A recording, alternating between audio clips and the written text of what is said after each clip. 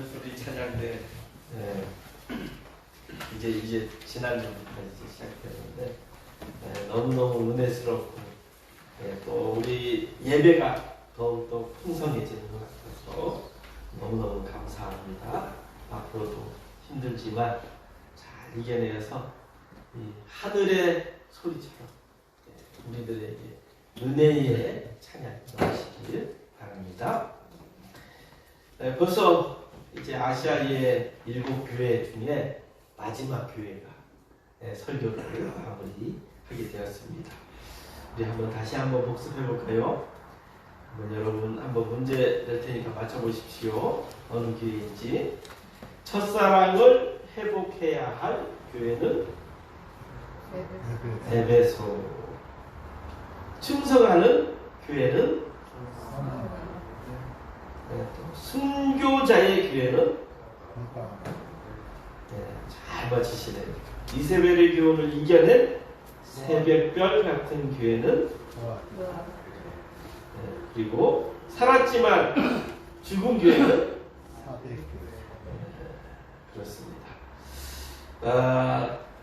우리 교회는 이런 교회들을 보면서 좋은 칭찬받는 점을 잘 캐치한다면 우리가 하나님께 인정받는 교회가 될 것이고, 또 그런 교회가 되면 또 그런 성도들이 또 모이는 교회가 될 것입니다. 과거 한국교회는 아시아에서 예루살렘으로 불리며 크게 분화했습니다. 아시아에서 지금도 선교사를 가장 많이 파송하는 곳이 우리 대한민국입니다. 그러나 한국이 선진국으로 성장하고 또 부유해지면서 한국교회 성장도 같이 멈추고 오히려 교회가 쇠퇴해 가고 있는 것입니다.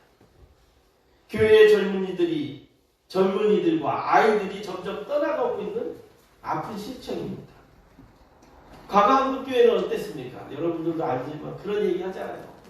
옛날에는 애들이 그냥 저는 바글바글 예전에 교회들은요 몽땅 바글바글 했어요. 어떤 교회든지 그냥 얼마나 많았는지 몰라요. 우리 동기들만 50명이었어요. 제가 다녔던 교회는. 우리 또래는 50명이 넘었어요. 그 이유는 한국교회가 사회의 빛과 소금 같은 역할을 하였기 때문에 사람들이 교회로 왔다는 거예요. 아이들이 교회로 왔어요. 왜? 교회의 문화가 또 교회의 그런 사회의 모범이 되었기 때문에 사람들이 교회로 찾아왔고, 그래서 과거 기독교인들은 깨어있는 신문화를 이끄는 자들이었다라고 평가하고 있어요.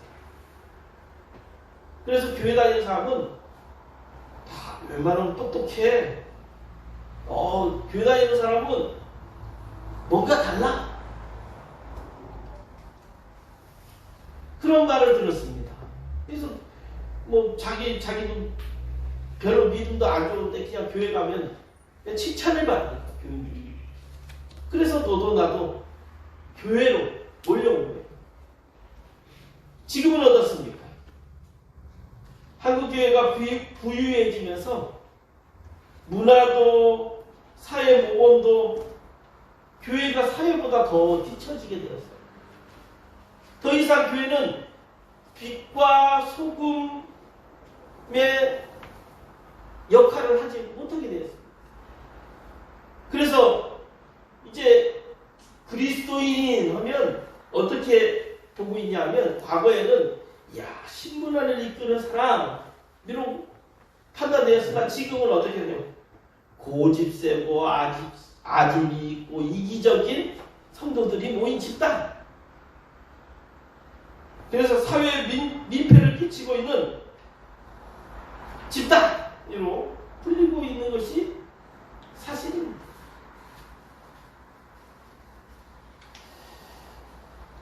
모세도 이스라엘이 부유해지면서 교만하게 되어 하나님을 잊어버릴 것이라고 걱정을 하였습니다. 그래서 신명기 8장 12절 14절에 보면 이런 얘기가 있어요. 너희가 먹어서 배부르고 아름다운 집을 짓고 거주하게 되면서 또 내 소와 양이 번성하며 내 은금이 증식되며 내 소유가 다 풍부하게 될 때 너희 마음이 교만하여 너희 하나님 여호와를 잃어버릴까 염려하노라. 다시 말하면 이스라엘 백성들이 이제 요단강을 지나 약속의 땅에 정착하여서 부유하게 될 때 하나님을 버릴까 염려하고 있다는 거예요. 그러니까 어찌 보면 경제적으로 부유함으로써 얻어지는 좋은 것들도 있는데 나쁜 것도 있다는 거예요. 우리나라가 지금 경제적으로 정말 부유한 나라가 됐습니다. 세계 지금 10위 안에 경제권 큰 나라가 되었어요. 그런데 어떻게 돼가고 있습니까? 출산율 세계 1위. 벌써 인구가 떨어지고 있어요. 플러스가 예전에는 2030년 이후에 우리나라 인구가 마이너스 되시라고 했는데 벌써 작년부터 마이너스가 되고 있어요. 그런데 출산율도 저하되는데 교회 성도 수가 적어지고 있다는 거예요. 종교적 관심도 약해지는 것이 어찌 자연스럽게 생각하고 있다는 거예요. 과거 가난했던 우리 한국 교회는 얼마나 교만했는지 몰라요. 믿음이 교만했어요. 그래서 어떻게 했습니까? 유럽의 교회들을 향해 우리가 저 유럽의 교회들 봐라 저렇게 잘 살지만 교회에서 예배 드리는 자들은 다 할머니밖에 없다 하면서 비난을 했어요. 그런데 우리나라 지금 한국교회가 벌써 그렇게 되어버렸어요. 유럽의 교회들은요, 그래도 과거에 90% 이상의 그리스도인들이 차고 넘쳤어요. 모든 사람이 예수 그리스도를 믿던 나라였다는 거예요. 그런데 한국교회는 최고가 20%였습니다. 20%. 90%가 아니라 20%도 겨우 넘지 못하고 꽃도 피워보지도 못하고 성도들이 줄어들고 있는 실정입니다. 그때 한국교회가 선진국들이 왜 교인들이 줄어들고 있는지에 대해서 제대로 파악하고 대비했으면 지금 같은 결과는 없었을 것입니다. 한국교회의 문제가 무엇입니까? 한국교회 성도들이 줄어들고 있는 문제가 무엇입니까? 부유함 때문에. 분명 주님은 부자가 구원받는 것이 낙타가 바늘길로 통과하는 것처럼 힘들다고 말씀했는데도 불구하고 한국교회는 마치 부자가 되는 것이 하나님이 주신 최고의 축복이라고 강조하였어요. 여러분 그런 말 많이 들어봤죠? 예전에 저도 많이 들어봤습니다. 부흥 강사가 와가지고 부흥회를 하는데 목사에게 벤츠를 사줬더니 그 벤츠 사준 그 성도가 그냥 하나님의 큰 복을 받아서 부자 됐다. 하나님께서 더 큰 부를 주셨다고 하면서 교회의 헌금을 강요하였어요. 여러분 들어보셨죠? 저도 많이 들어봤어요.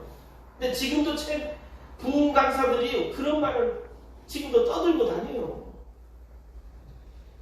근데 하나님께서는요, 우리 예수님께서는 분명히 부자에 대해서 긍정적인 것보다는 부정적이었어요. 그래서 부자와 거지 나사로의 관계에 대해서도 예화를 주셨잖아요. 근데 한국교회 목사들은 또 우리 성도들은 부자가 된다는 것에 대해서 열광하였어요.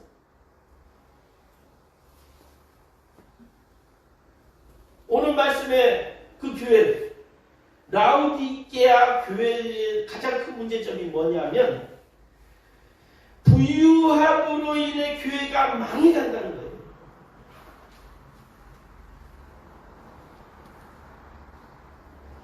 사랑하는 성도 여러분, 부유함이 믿음의 걸림돌이 되고 있다는 것입니다.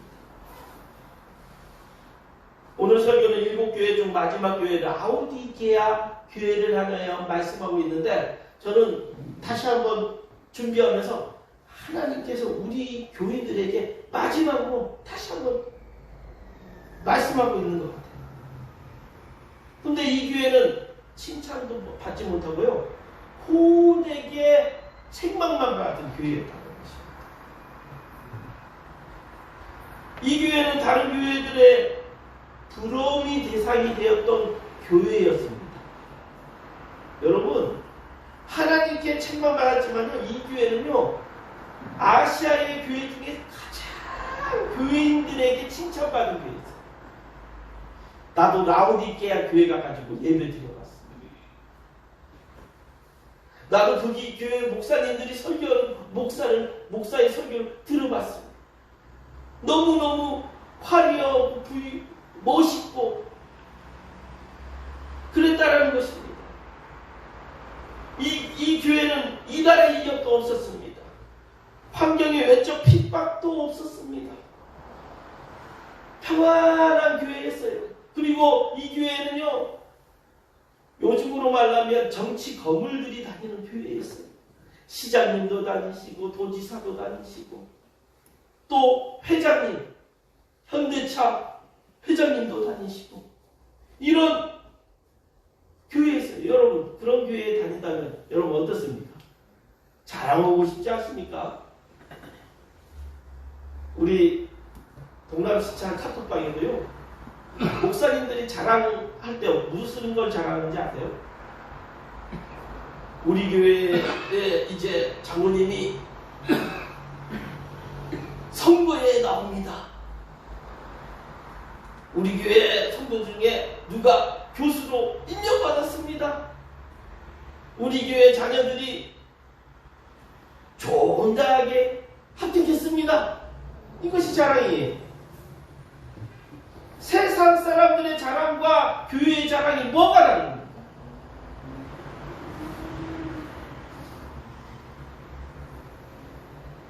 이야, 지금 우리나라가 하나님 보시기에 라오디게아 교회 같이 보고 계시잖아요.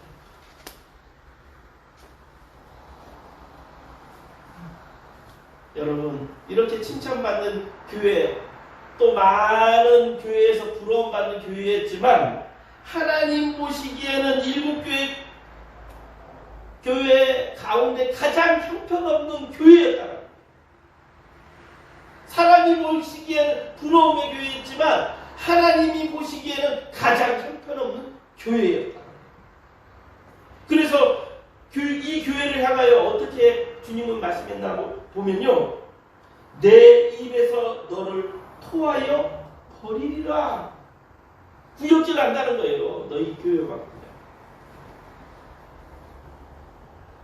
그렇다면 라오디게아 교회가 왜 이렇게 되었을까? 이 교회의 문제를 살펴보면서 우리 교회가 어떻게 나아가야 되는지, 또 내가 어떻게 신앙생활을 해야 되는지 나를 점검해 회개하는 시간을 가지길 바랍니다. 먼저는 라오디게아 교회가 책망받은 이유가 있습니다. 첫 번째로는 신앙이 미지근한 상태였다는 거예요. 그래서 15절에 이렇게 얘기하고 있죠. 내가 너희 행위를 아느니 너희가 차지도 않고 뜨겁지도 아니하구나. 그냥 미지근하여서 내 입에서 너를 토하여 버리리라. 차지도 덥지도 않은 미지근한 상태라고 이 교인들을 진단하고 있어요. 다시 말하면 라오디게아 교인들이 열정이 없다는 것입니다. 신앙이 열정이 식어버렸다. 그냥 보기에는 그래도 매주마다 교회에 와요. 교회에 나오지도 않는 것이 아니라 항상 교회는 나와요.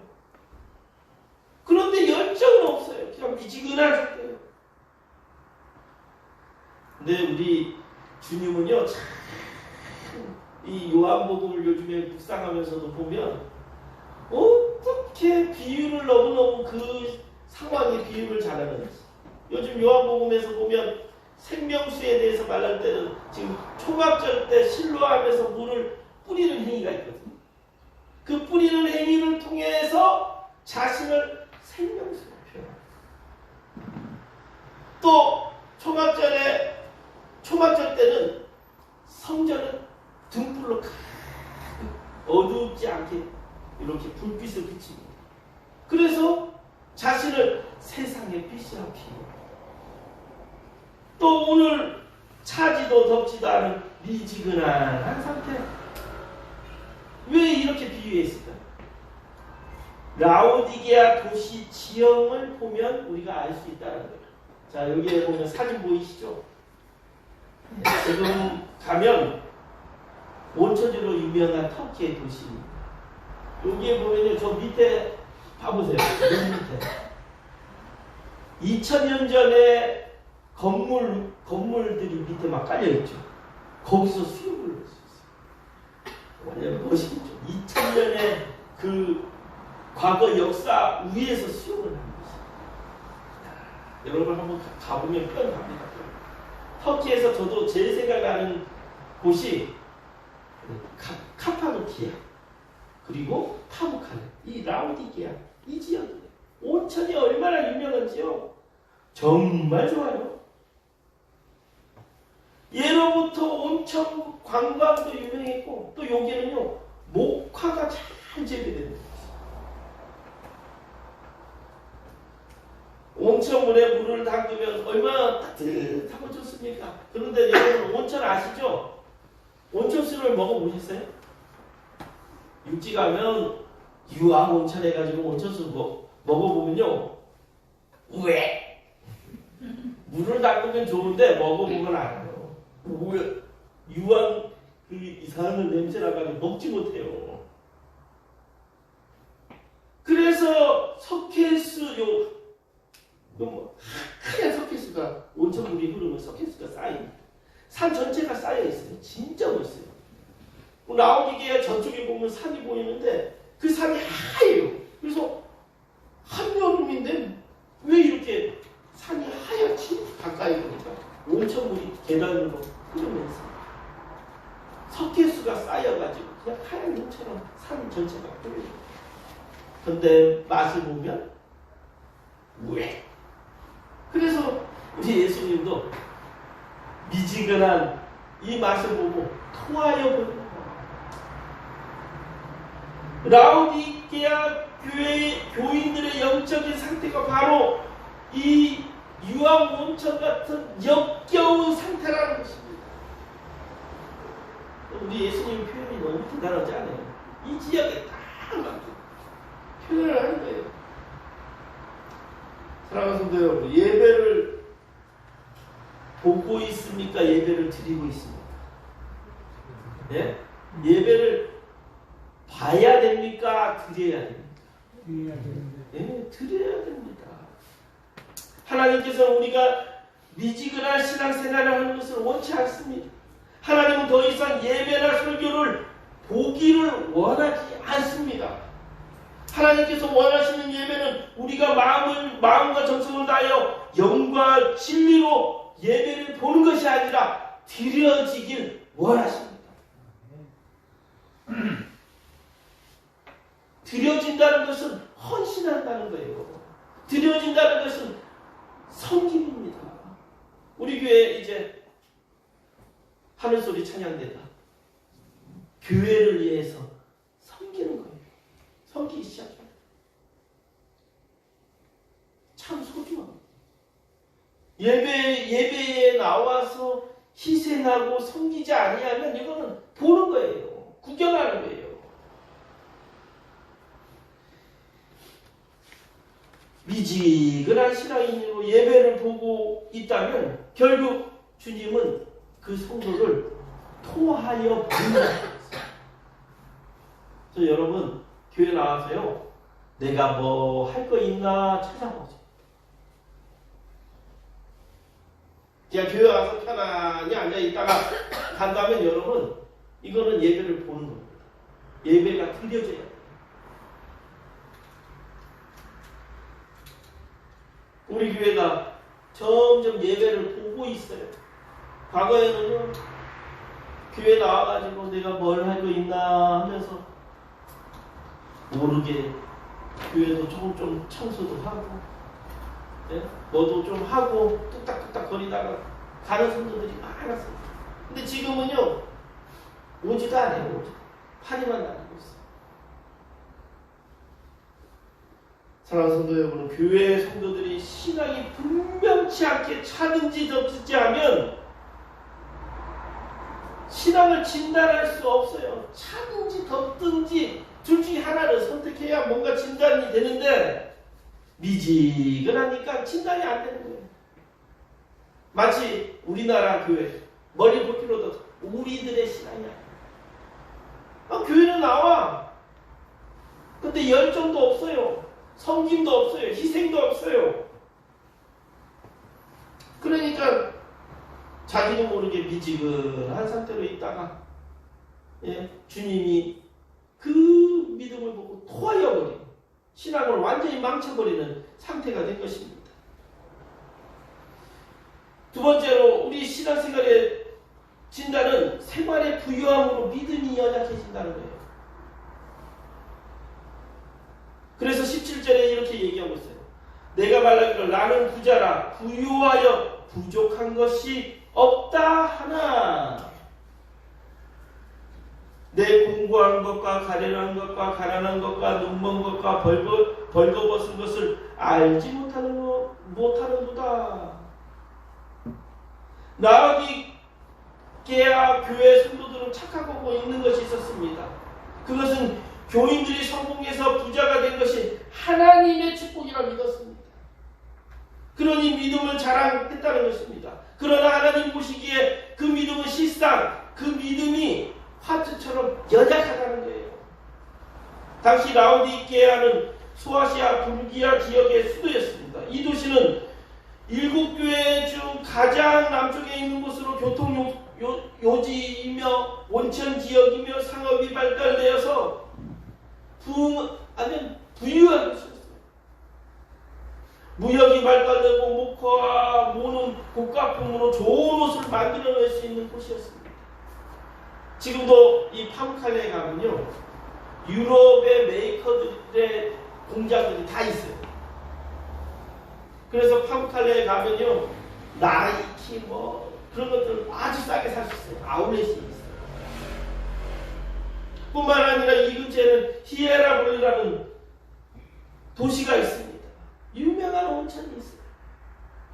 그리고 이 온천이 뭘로 유명했냐면 온천에서 깨끗한 물에서 탁 문 닫으면요, 웬만한 질병이 다 나오고 있어요. 과거에는 너무 모욕 안 하니까 조금만 씻기만 해도 피부병이 다 나왔어요. 특히 이 온천에서 물을 담그고 모욕하다 보면 안질이 다 나아버렸다는 거예요. 눈이 좋아졌다는 거예요.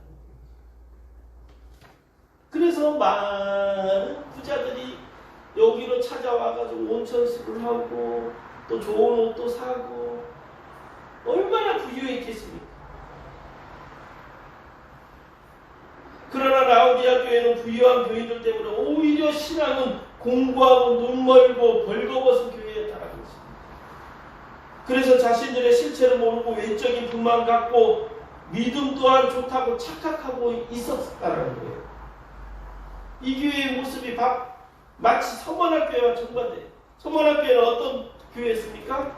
환난과 궁핍 가운데에서도 실상은 부유한 교회라 하나님께서 인정하는 거예요. 칭찬합니다. 여러분, 세상 사람들이 교회를 보고 그러고 판단하는 거에 대해서 부러움 갖지 마세요. 어느 교회 가면 도지사가 다니는 교회 부러워하지 마세요. 어느 교회는 의사가 몇십 명, 뭐 회장이 다닌다 이런 거 부러워하지 마세요. 하나님 보시기에는 어떠면 그런 교회들은 라우디아 교회 같은 교회라는 거예요. 어찌 보면 외적으로 부유하지만 실상은 가난한 교회입니다. 그런데도 외적으로 화려하니까 믿음도 부유하다고 착각을 하고 있어요. 제가 아는 예전에 형이 있었는데, 교회 형이 있었어요. 우리 교회 형 아니에요. 그때 제일 큰 교회였어요. 우리 제주도에서. 자랑스러워요. 참 자랑스러워요. 제일 큰 교회라는 자랑이가. 근데 백수예요. 교회가 제일 크다고 뭐 자랑해봤자 자기는 백수로 진짜 못난 일로 살고 있더라고요. 근데 지금도 못난 일로 살고 있다. 그 교회는 아니에요. 백수. 그 교회 다녔다고 내가 회장입니까? 그 교회에 있다고 내가 착각을 할 때가 많아요. 여러분, 큰 교회 다니면 착각할 때가 많아요. 뭔가 대단한 성도가 된 것 같이. 근데 교회 목사도 문제예요. 그런 분들 오면 뭐 성도인데 안수 집사, 선임 집사 정도밖에 안 된다. 안수 집사로 올려주고 장로로 올려줘야 성도들이 교회의 자랑이 된다.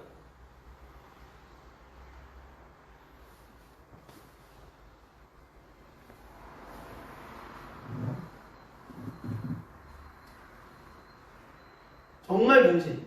신앙이 돈이 좀 있고 좀 많이 배워서 세상적으로 성공하면 세상에서 높은 자리에 있는데 교회 안에서도 그것 때문에 인정받는다면 그 교회가 아니에요. 세상적으로 인정받는데 왜 교회에서도 인정받습니까? 신앙이 제대로 서야 인정받는 것이지. 저는 참 감사한 것 중에 하나가 우리 아버님이 그런 얘기했어요. 제 모교회 장로님들이 택시기사도 있고요. 여기 뭡니까? 옷 수선하는 세탁소 장로님도 있었고 그것이 우리 아버님이 자랑스럽대요. 저는 어려서 이해가 안 돼. 우리 교회 병원 원장도 있고 교장 선생님도 있는데 그분들이 장로가 안 되고 왜 저렇게 형편없는 사람들이 장로가 되지? 근데 우리 아버지는 그런 분이 있는 교회니까 자랑스럽다. 근데 저는 나중에 알게 됐어요. 하나님이 보시는 기준으로 성도들도 장로를 뽑고 안수집사를 뽑고 권사를 뽑고 그런 교회가 건강한 교회라는 거예요. 그래서 저는 제강교회에 대해서 참 자랑스러운 분이 있어요. 모교회라는. 제강교회가 크기는 우리 제주도에서 한 세 번째 정도 합니다. 그런데요, 제강교회가요, 노예 자리, 지금 제주 노예 자리 몇천 평 되는 것도 제강교회에서 그냥 그 교회 그리고 교회 10개를 개척하는데 그냥 교회를 세워주기만 한 것이 아니에요. 부목사 월급 그대로 주면서 그리고 성도들 거기 가가지고 헌금만 해요. 그런 모습이 있어가지고 하나님 보시기에는 성황교회나 영락교회보다 더 저는 큰 교회라고 생각합니다. 우리 교회도 마찬가지예요. 저는 자랑스러운 것이 하나 있어요. 우리 교회 수준에 선교사 이렇게 도와주고 또 불우한 이웃 도와주는 교회 없습니다. 정말 우리 제주도에서 제가 알기로 어떻게 하면 노예에서 후원받아 볼까? 제가 여기 소아 우리 교회가 지금 큰 돈은 아닙니다. 그래도 정기적으로 매일 후원하고 있어요. 그런데 거기 목사님 앞에 우리가 정기적으로 후원하고 싶습니다 했더니 말리더라고요. 왜 말입니까? 했더니, 아이고, 가난한 교회가 누굴 도와줘? 너네들이나 잘 살아가야지. 교회가 어느 정도 성장한다, 그때 도와줘. 근데 아닙니다. 우리 교회 성도들 가난하지만 이웃사랑 헌금으로 지금 여유분이 있어가지고 이렇게 헌금하는 겁니다. 그랬더니 그 목사님이 하는 말이 정말 큰 교회다. 내가 그냥 겉으로 볼 땐 작은 교회라 생각했는데 동석이 그 교회가 큰 교회였구나. 우리 교회만한 교회에서 정기 후원하는 우리 교회가 어느 정도 되냐면요. 그냥 교회로 보면 위민교회 정도 되는 교회 후원하는 만큼 후원하고 있어요. 전체가 아니라 그 단체.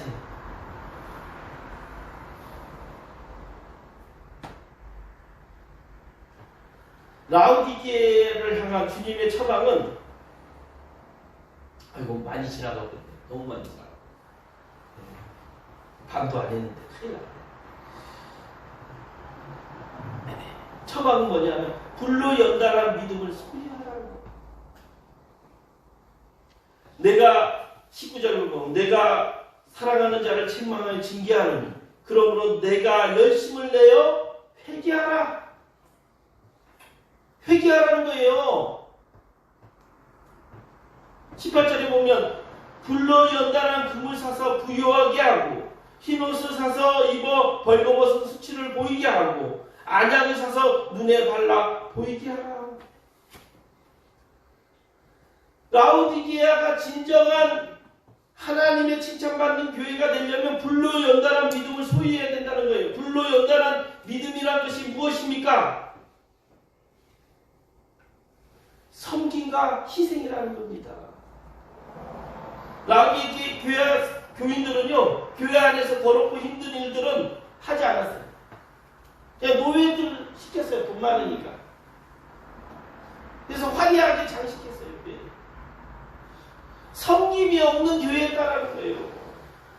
부를 자랑하면서 외식적인 성도들이 모인 교회가 라우디게아 교회였다는 것입니다. 외식적이다는 것이 무엇입니까?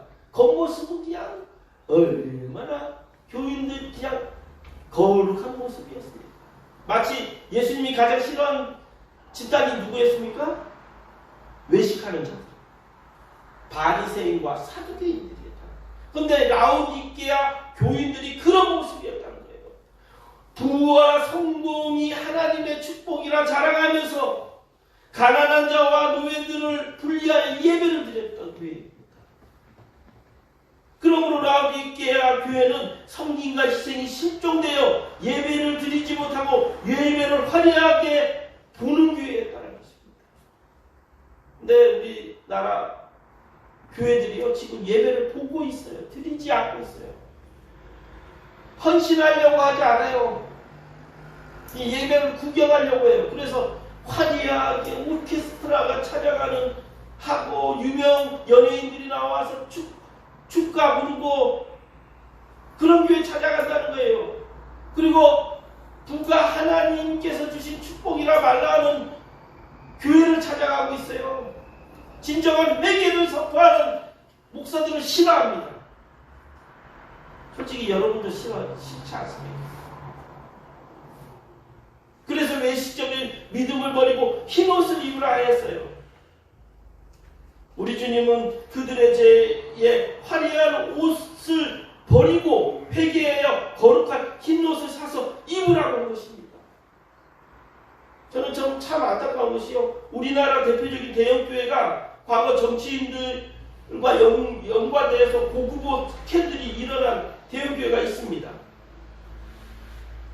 겉으로는 선교를 많이 하고 그러나 외식적으로 얼마나 교회들이 제가 아는 예전에는 존경했던 그 목사님인데요. 나중에 보니까 그냥 대통령보다 더한 권세를 가지고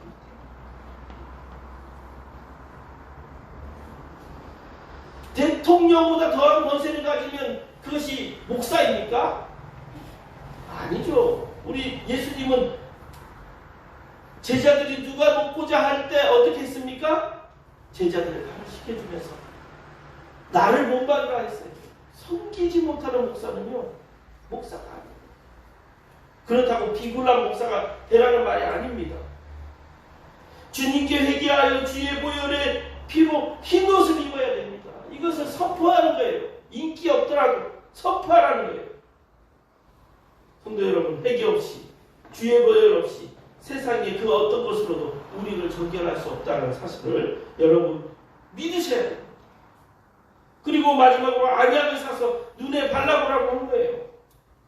안약을 통해 눈이 밝아진 것을 자랑하지 말라는 것입니다. 오직 신령한 안약을 발라 영적인 눈을 열라는 것입니다. 과거에 눈물 흘리며 회개하는 성도들이 많았어요. 여러분도 아마 과거에는 눈물 흘리며 회개했어요. 근데 지금은 어떻습니까? 회개가 없는 교회가 되고 또 회개를 보여주려고 그냥 눈물을 흘리면서 진정한 변화가 없다는 거예요. 우리 교회들의 문제는 뭐냐면 보여줬다는 거예요. 회개도 보여주고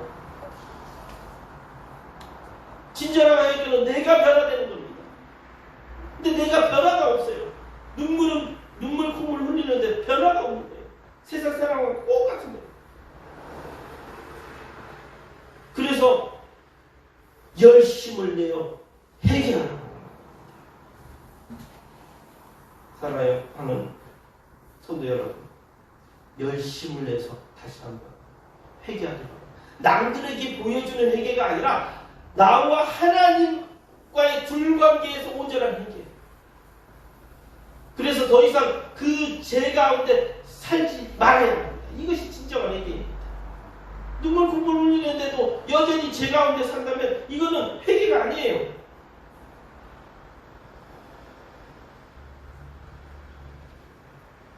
우리 주님은 20절에 이렇게 얘기해요.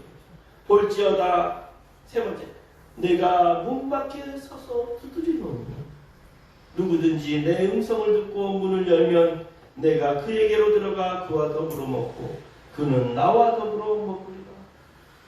우리 주님이 먼저 우리 주님께서 지금 문을 두드리고 있다고 합니다. 다시 한번 주의 음성을 들으라고 하고 있어요.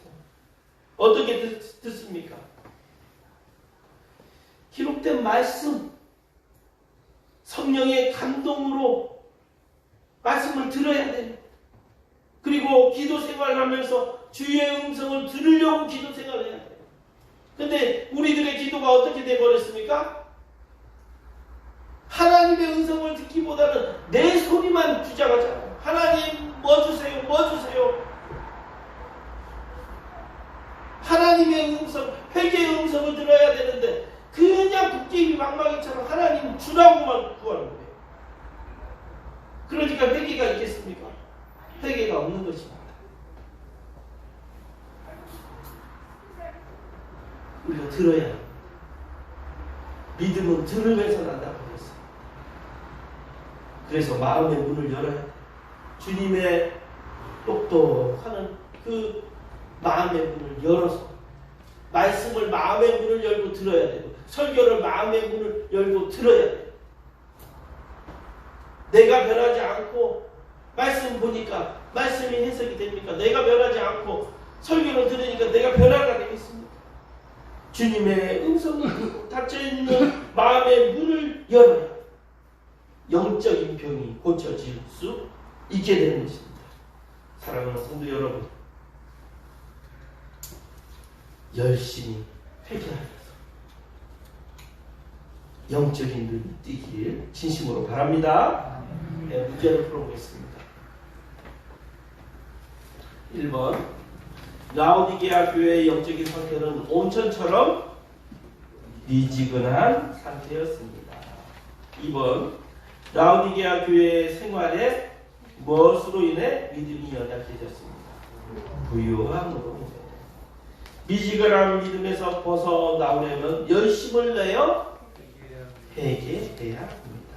네, 기도하겠습니다. 좋으신 아버지 하나님, 감사합니다. 부족하지만 조금 통하여 아시아의 이웃교회를 주님께서 선포하게 하셨습니다. 부족한 종의 말씀이지만 주님의 말씀으로 듣게 하여 주시고 열심을 내어 회개하여서 정말 하나님이 기뻐하시는 우리 동서기포 교회 교인들이 되게 하여 주옵소서. 예수님의 이름으로 기도드렸습니다.